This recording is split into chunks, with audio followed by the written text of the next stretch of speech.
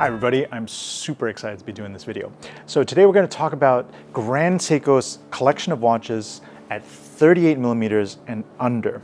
Now, you have to pardon a little bit of noise in the background of the video. They are trying to build a club downstairs from this shop and I can't help that. Although it'll be good for the business. So to give you a little context, I've loved Grand Seiko for a long time. We have been a dealer of Grand Seiko for I think like 12 years now. And I remember when we first started, it was really frustrating because there were very few Grand Seikos under 40 millimeters. And a couple years ago, because I was just like so frustrated with the lack of smaller size watches in the market, I decided to go out there and do a market research survey and try to canvass opinion on whether people really needed 34, 36 millimeter watches or not. And turns out they did.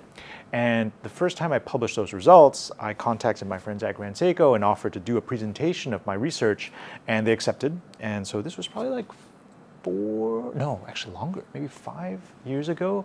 I presented these findings to the Grand Seiko product team and marketing team in Tokyo, and they seemed to enjoy the presentation, and that was kind of it. And here we are, 5 years later, with this many Grand Seikos that are sub 30 millimeter. And I would like to think I had a little bit of a hand in making this happen, and I'm very appreciative that they took some of the things I said on board. So, to break down what we have on the table, I think it's important to think about these models in terms of the original predecessors from the 1960s. So there were a couple of major watches from the 1960s for Grand Seiko.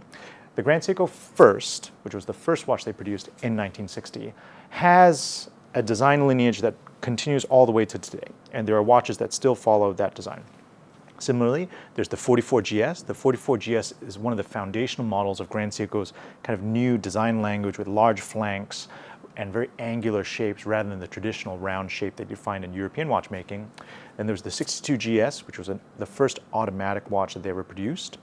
And then finally, there was kind of a whole new series in the 90s when Grand Seiko was relaunched. So let's start from over here. These are the watches that are descended from the Grand Seiko First. And they share very similar dial layouts. They share quite a lot of similarities in the case. The Grand Seiko First was a 36 millimeter watch, whereas these have grown slightly and they are 37 millimeter watches. And they are available in a lot of colors now, which I am very happy about. So there's this beautiful kind of, it's a textured off-white, and then there's a burgundy, a baby blue, an olive green, and then as of a few months ago, they also added back the parchment color, which used to be in the range and then left and then came back. And this, which I think is really awesome, on a Jubilee style bracelet with a matching silvered dial. So it all is super monochromatic. It just looks like, you know, same material all over. And then there's also this. This is the 34 millimeter quartz that they produced. And it's basically a baby version of the normal SBGW Grand Seiko First Descended series. And I find it a very good unisex watch. And in fact, the light colored dial has a beautiful texture to it. So I highly recommend, if you're looking for one of the smallest but most beautiful and elegant Grand Seikos, to have a look at the 34 millimeter quartz that they make. Okay, moving on from the Grand Seiko First, let's get to the 44GS Descended series. So see, these are the SBGW 297, 299, 291, 293. These are all manual mined watches, and as you can see, it has that signature Grand Seiko flank. It's got a relatively small dial opening compared to the case. Also manual wind. I love the fact that they've done this starburst pattern. This was actually a pattern on one of my favorite Grand Seikos ever, the SBG Y007. I believe that was the reference, which was a limited edition, but now they have something similar in the regular collection. I think this is awesome. This comes on both bracelet and on leather strap. This is very new to the market, and I really love this. This is the SBGH 343 and the 341. Comes in a pink dial and a green dial. I will say, and they're also in titanium, so they're very lightweight. I will say these, because they are automatic watches, they are a little bit thicker than the other Grand Seikos. So typically, Grand Seikos in the manual wind category as in no automatic rotor, would be somewhere between 11 to 12 millimeters, whereas the automatic ones are just a little bit over 12, so they're 12.7 millimeters, I believe. When you wear these, you'll find they wear a little bit larger than you expect because you have a little bit more thickness in order to fit the rotor, but still very, very wearable. Finally, if you've been collecting Grand Seiko for a long time, you will probably know the name Snowflake. The Snowflake was named after the snowflake texture dial, and it was one of my favorite watches, but it never ever fit me. It was a spring drive model that's been around for at least 10 years, maybe longer, and it was the watch that everybody who was trying to buy Grand Seiko would always want. We used to have a standing order for this particular model at the store because we would sell them so fast. The Snowflake has probably like petered out a little bit. Simply because like there's so many other great models in the collection, but it definitely has a very soft. I definitely have a soft spot in my heart for that particular model, and I was really happy to see them bring out. This really came out of left field for me. A 37 millimeter version of it. So this is 37 millimeters and in quartz rather than spring drive, which gives it a very, very thin profile. Because if you thought the manual wines were quite thin, the quartzes are actually even thinner at 10 point something millimeters. Now, if you'd ask me, do I have a favorite among all of these wonderful watches? I would say I love this. The SBGW305G, which is monochromatic on a bracelet, I think is an awesome, awesome, awesome watch. Like something about it also really says like Rolex from the 60s or just design from the 60s in general, you know, kind of futuristic, like very, very subdued. It's definitely in my wheelhouse. I also love the SBGW299G. So that's this one on the bracelet with a blue dial and with that wonderful pattern on it, with that wonderful starburst pattern.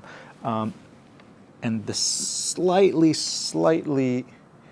off-white Grand Seiko markings really make it for me.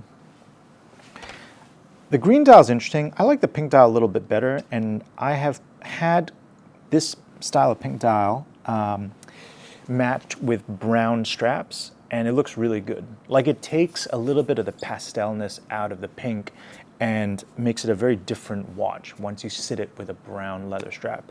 And then finally, the Snowflake is the Snowflake. Like it's a classic, and it's lovely, lovely, lovely to see it come back to life in this form.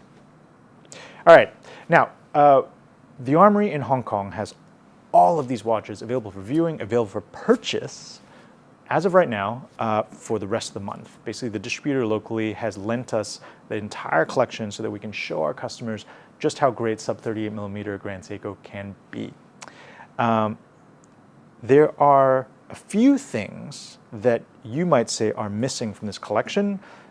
Yes, there's like a few slightly obscure ones that are missing. There is a 37 millimeter automatic in this case style that I don't have on the table. That has actually been in the collection for a long time.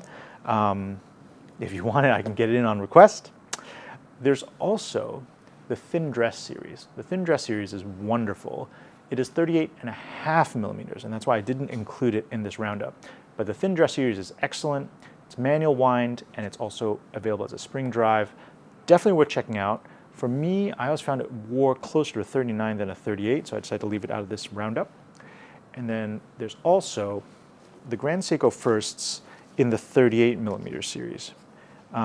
This was a limited edition, so they're not doing this one anymore, but this at least gives you an idea of the case size. They have it in the collection at Grand Seiko's flagship boutiques in titanium and navy and in precious metals. I don't have access to any of those, but if you're near a Grand Seiko official flagship boutique, you can always go and have a look at it there. But honestly, there's more than enough to choose from the selection on the table. All right, so I hope you stop by the Armoury in Hong Kong. All this will be available at the Landmark store. And that's it for now. Thanks for watching.